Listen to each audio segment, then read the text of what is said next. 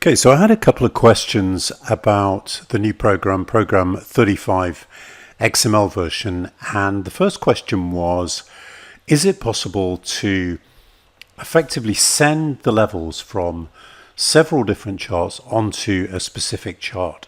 And the example that I have here, I have a daily chart, a 30-minute chart, and a 5-minute chart, all sending their levels onto a 1,000 tick chart. And the answer is yes, you can. And the way you do that with this program is you have on the sending charts, and I'll just show you, you have a the sending program, but you specify a specific list and a specific XML file, like so, XML test 2 in this case. On the other chart, you would do similarly, but in this case, you're having a different name, a different unique name, and a different file. And the same goes for the third file.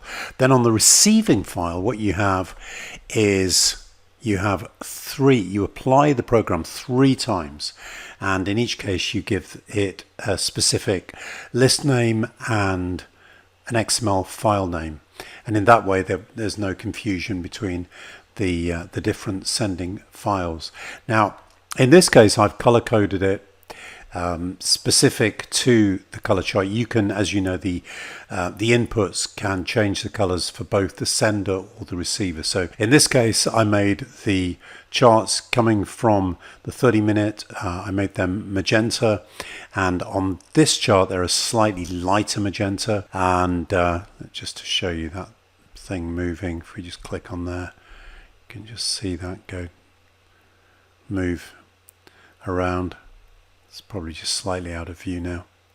There we go. On the this chart, the daily chart, we've got a cyan color, and on this chart we've got slightly darker cyan color. And then finally on the 5-minute chart we've got a yellow color, and actually on this chart I've made that red. But that's totally flexible. You can change the color of each line. The second question was, how can you get these numbers out of the way of price action? Well, there's a couple of things you can do. Let's have a look. First of all, you need to double click on one of the lines. Let me just select and click the no.